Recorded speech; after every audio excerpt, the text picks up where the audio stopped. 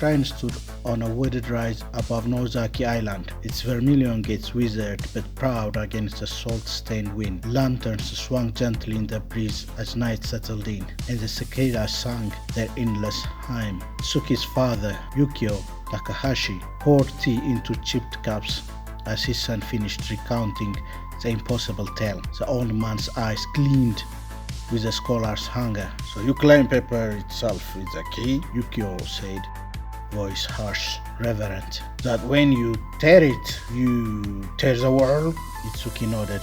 I don't fully understand it, but I can show you. In the adjoining room, Satsuki slept on the tatami with the girls curled against her, their tiny breasts soft as the rustles of leaves.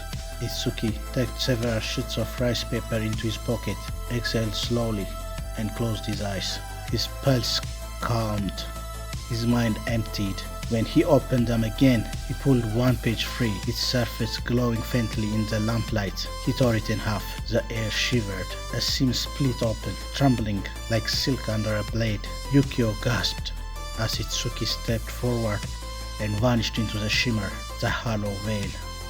A universe of ghosts. Itsuki's body flickered, translucent, each edge of his form glowing like a bleaching screen. All around him, fragile cellhoods floated, human and animal, even trees, each trembling with the effort of holding themselves together. The ground beneath him wasn't ground at all, just a mesh of pale threads that gave way if he lingered too long. Above the sky was black emptiness, and then, with a tearing sound that vibrated in his bones, the void cracked. A split of searing light opened, and behind it an eye, a vast, incomprehensible entity, peered through.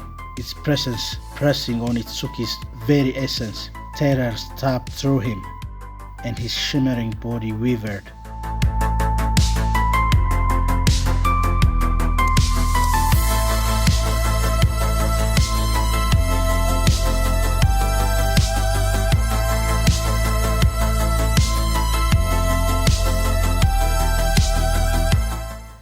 Threads of his form beginning to unravel around him.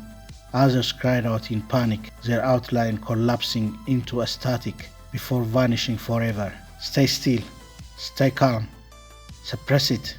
But his fear only grew sharper, heavier. No, I can't die here, Itsuki whispered, so he had no mouth. And then he remembered paper.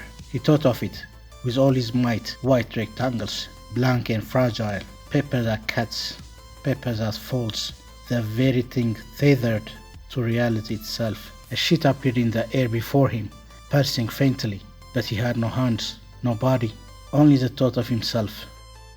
So he imagined tearing, he willed it. Every fragment of his body focused on the sound, the rip, the shiver, the split. The paper tore, light surged, a new shimmer gaped open. Before it closed, forced himself to be.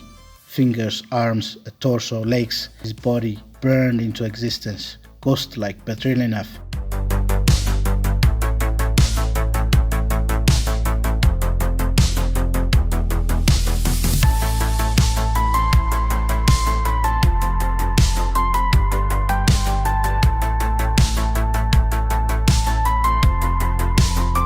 He shoved himself forward, diving through. He fell hard on the tatami. Dawnlight spilled into the shrine. His father sat frozen, teacup in hand, eyes wide with awe and terror. Itsuki was back. By the next day, the strangeness faded. They spent the hours in peace, walking the beach, eating grilled fish, Hana chasing crabs with Natsumi, toddling after her. For a moment, life was ordinary again. That night, they laughed together. The sea breeze soft, the stars clear above. When morning came, they walked to ropes biting into their wrists and ankles. The girls whimpered. Satsuki struggled against the knots. They were tied in the hull of a rocking boat. Water slapped against wood. The air smelled of diesel and salt, and somewhere above, heavy footsteps thudded on the deck.